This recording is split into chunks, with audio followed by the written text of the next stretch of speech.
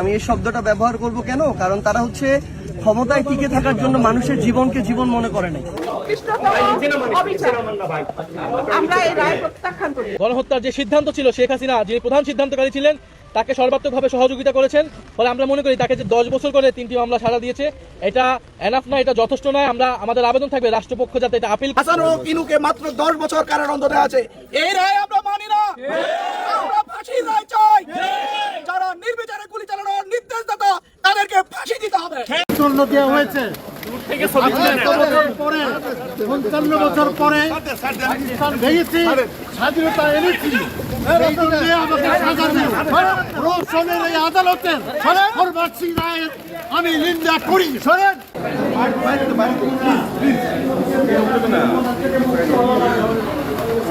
রোশনের বিচারে আমাকে সাজা দিল।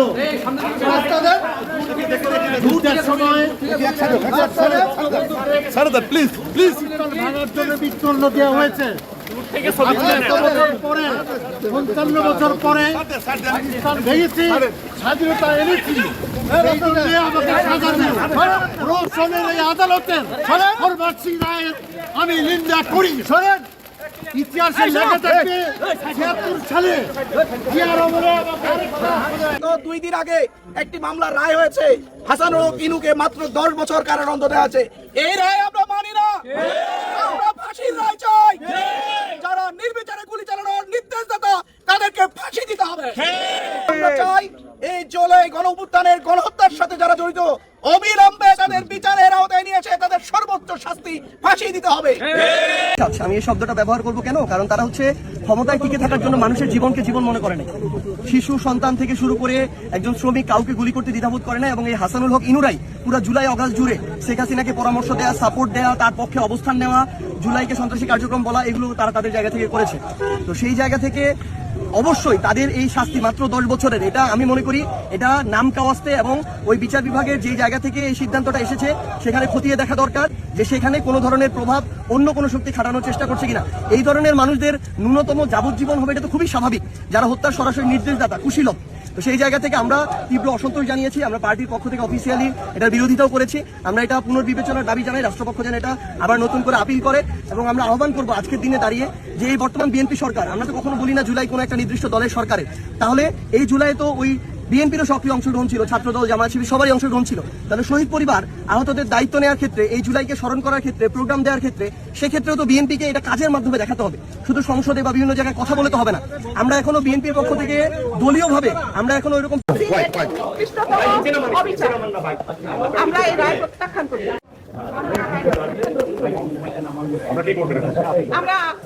আমরা দল, পরিবার এবং আইনজ্ঞদের সঙ্গে বসে আমরা ঠিক করবো আমাদের পরবর্তী।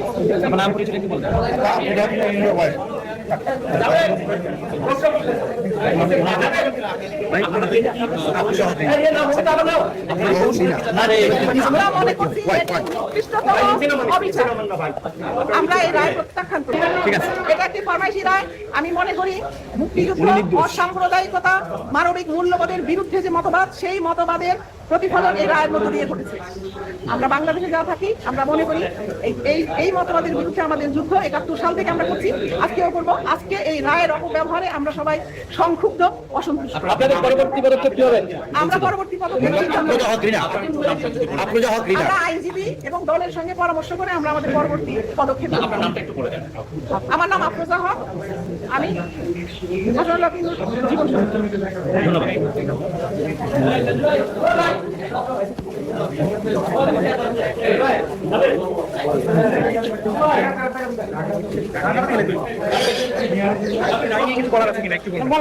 নিকৃষ্টতম অবিচার। আপনারা কি করবেন? আপনারা একটু মুখে সিদ্ধান্ত আমরা বিজ্ঞ আইনজীবী এবং দল বসে আমরা সিদ্ধান্ত নেব আমাদের পরবর্তী। আপনারা জানেন ওই জাসদ গণবাহিনী বাংলাদেশের একটি সন্ত্রাসী সংগঠন, যারা 71-এর আগে এদেশের মানুষের উপর নির্যাতন, হত্যা, জুলুম চালিয়েছে। ঠিক একইভাবে আপনারা জানেন আমাদের নেত্রী বেগম খালেদা জিয়াকে আগুন সন্ত্রাসী হিসেবে আখ্যায়িত করেছে। আমরা দেখতে চাই, আমরা বলতে চাই ওই সন্ত্রাসীদের ঘাঁটি ভেঙে দিতে হবে। জাতীয়তাবাদী যুবদল আগামী দিনে কোন জাসদের নেতাকে কুষ্টিয়া 10 কোটে ঢুকতে দেবে না, পিঠের চামড়া তুলে দেওয়া হবে। সংগ্রামী নেতৃবৃন্দ, আপনারা জানেন ওই আওয়ামী লীগের সময় জোটের নেতা হাসানুল হক ইনু বাংলাদেশের আমাদের সাবেক প্রধানমন্ত্রী মরহুমা বেগম খালেদা জিয়াকে নিয়ে যে উক্তি করেছিলেন, আপনারা জানেন উনাকে আগুন সন্ত্রাস হিসাবে আখ্যায়িত করেছিলেন। আজকে আমরা বলতে চাই, বেগম খালেদা জিয়া বাংলাদেশের 3 বারের প্রধানমন্ত্রী, বাংলাদেশের মানুষের গণতান্ত্রিক ভাবে দেশ শাসন করেছেন, গণতান্ত্রিক ভাবে নির্বাচিত হয়েছেন, উনাকে বারবার সন্ত্রাস হিসাবে আখ্যায়িত করা হয়েছে। আমরা এই সভা থেকে বলতে চাই, জাসদের ইনু এবং যারা জাসদের সন্ত্রাসী বাহিনী, আজকে একটি মামলার রায় হবে। এই মামলার রায়ে আমরা চাই এই দেশের সরকার, তাদের আইনজীবী বিচারকরা তাদের সর্বোচ্চ শাস্তি দিক। আমরা এই আশাবাদ ব্যক্ত করে সবাইকে আসামি হাসানুল হক ইনু, পিতা মৃত AHM কামরুল হক, মাতা মৃত বেগম হাসনা হেনাকে তার বিরুদ্ধে গঠিত 3 নম্বর চার্জে 1 লক্ষ টাকা ক্ষতিপূরণ সহ 10 বছরের সশ্রম কারাদণ্ডে দণ্ডিত করা হলো। 3টা কাউন্টে সাজা দেওয়া হয়েছে। সাজা দেওয়া হয়েছে 10 বছর করে, তাহলে 330 হয়। কিন্তু না, এইটা সর্বশেষ যায় বলা হয়েছে আসামির সাজাগুলা কনকারেন্টলি চলবে। তার মানে এই 10 বছরই আসলে সাজা হবে।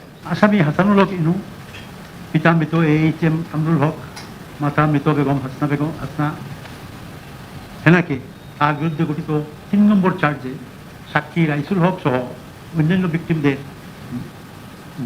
গুরুতর আহত তথা নির্যাতন, টর্চার এবং রাজনৈতিক কারণে নিপীড়ন, পারসিকিউশন অন পলিটিক্যাল গ্রাউন্ডস করার অভিযোগে ইন্টারন্যাশনাল ক্রাইমস ট্রাইব্যুনাল অ্যাক্ট 1973 এর section 3 subsection 2 clause A clause G, section 4 subsection 1, section 4 subsection 2 and section 20 subsection 2 and 20A দ্বারা মতে 10 বছরের সশ্রম কারাদণ্ড এবং 6 নম্বর চার্জে কনস্পিরেসি, ইনস্টিগেশন এবং কমপ্লিসিটি, এটি দুষ্কর্মে সংযোগ ইন ক্রাইমস এগেনস্ট হিউম্যানিটি এর দায়ে ইন্টারন্যাশনাল ক্রাইমস ট্রাইব্যুনাল অ্যাক্ট 1973 এর section 3 subsection 2 clause A and clause G, section 4 subsection 1, then section 4 subsection 2, section 20 subsection 2, section 20A দ্বারা মতে 1 লক্ষ টাকা ক্ষতিপূরণ সহ 10 বছরের সশ্রম কারাদণ্ড এবং 7 নম্বর চার্জে কনস্পিরেসি, ষড়যন্ত্র and agreement to commit crimes against humanity এর দায়ে ইন্টারন্যাশনাল ক্রাইমস ট্রাইব্যুনাল অ্যাক্ট 1973 এর section 3 subsection 2 clause A clause G, section 4 subsection 1, section 4 subsection 2, section 20 subsection 2, section 20A দ্বারা মতে 1,000 টাকা 1 লক্ষ টাকা ক্ষতিপূরণ সহ 10 বছরের সশ্রম কারাদণ্ডে দণ্ডিত করা হলো। আসামিকে তার বিরুদ্ধে গঠিত 1, 2, 4, 5 নম্বর চার্জ এবং 8 নম্বর চার্জের সকল কাউন্ট হইতে খালাস প্রদান করা হয়েছে। আসামি এর বিরুদ্ধে আরোপিত সকল সাজা যুগপৎ চলিবে। একটা জিনিস আপনাদেরকে একটু ক্লিয়ার করি, আপনারা দেখছেন যে 3টা কাউন্টে সাজা দেওয়া হয়েছে। সাজা দেওয়া হয়েছে 10 বছর করে, তাহলে 330 হয়। কিন্তু না, এইটা সর্বশেষ যায় বলা হয়েছে যে আসামির সাজাগুলা কনকারেন্টলি চলবে। তার মানে এই 10 বছরই আসলে সাজা হবে, শাস্তি হবে। তো এই আর কি কথা, আসামিদের বিরুদ্ধে আরোপিত সকল সাজা যুগপৎ চলতে থাকে। This is all about the judgment of today. So that's all. Thank you.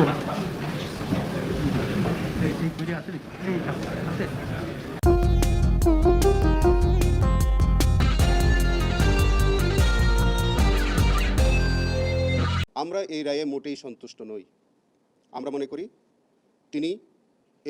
তার যে অপরাধমূলক কর্মকাণ্ডের জন্য তিনি সর্বোচ্চ শাস্তি পাওয়ার জন্যে তাকে সর্বোচ্চ শাস্তি দেওয়া উচিত ছিল, কিন্তু তা না করে ট্রাইব্যুনাল আজকে যে সাজাটা দিয়েছে এইটা একেবারেই তাদের স্বেচ্ছামূলক।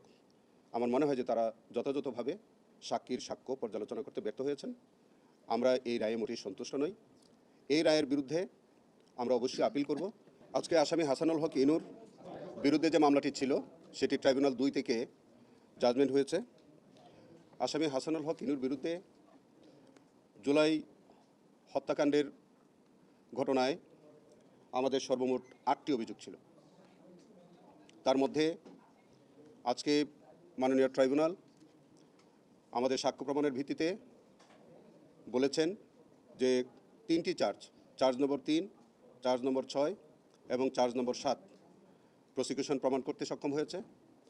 আর বাকিগুলো চার্জের বিষয়ে বলেছে যে সেগুলি প্রমাণিত হয়নি। আসামি হাসানুল হক ইনুর যে বিরুদ্ধে আমাদের যে চার্জগুলো ছিল তার মধ্যে অন্যতম চার্জ ছিল যে তিনি 14 দলীয় জোটের অন্যতম শরিক দল জাসদের সভাপতি, সাবেক মন্ত্রী, এবং তিনি 14 দলীয় জোটের বৈঠকে যে সিদ্ধান্তটা হয়েছিল যে কারফিউ জারি করতে হবে এবং কারফিউ জারির মধ্য দিয়ে শুট এট সাইট বা দেখামাত্র গুলির নির্দেশনা এবং আন্দোলন দমন করতে গিয়ে 2 ভাগে বিভক্ত করে তাদেরকে এক ভাগকে জামাত এবং বিএনপিকে নির্মূল করতে হবে, এরকম যে কতিপয় অপরাধমূলক সিদ্ধান্ত ছিল সেই বৈঠকে হাসানুল হক ইনু অন্যতম শরিক নেতা হিসেবে তিনি অংশগ্রহণ করেছিলেন।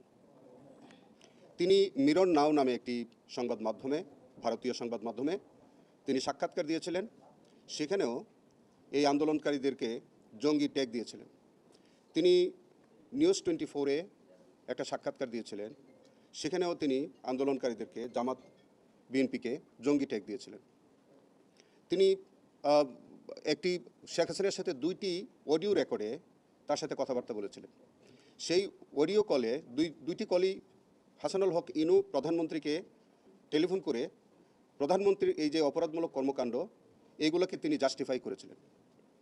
তিনি বলেছিলেন যে প্রধানমন্ত্রী যেসব সিদ্ধান্ত নিচ্ছে সেগুলো কারেক্ট। প্রধানমন্ত্রী বলেছিলেন যে এর আগে তিনি এই জঙ্গিদেরকে ফাঁসি দিয়েছেন।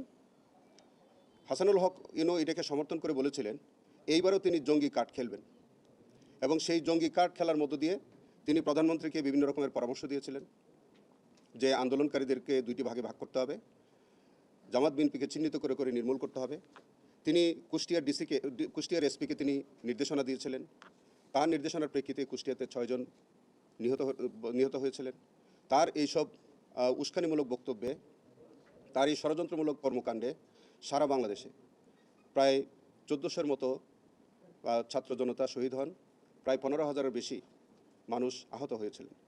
এবং এই সব কিছুর দায় তিনি একজন সুপিরিয়র কমান্ড রেসপন্সিবিলিটির আওতায় শেখ হাসিনার বিরুদ্ধে যেভাবে এই দায়টা আসে ঠিক একই রকম দায় হাসানুল হক ইনুর বিরুদ্ধেও বর্তায়। এই সবগুলো চার্জ আমরা আলাদা আলাদাভাবে এনেছিলাম।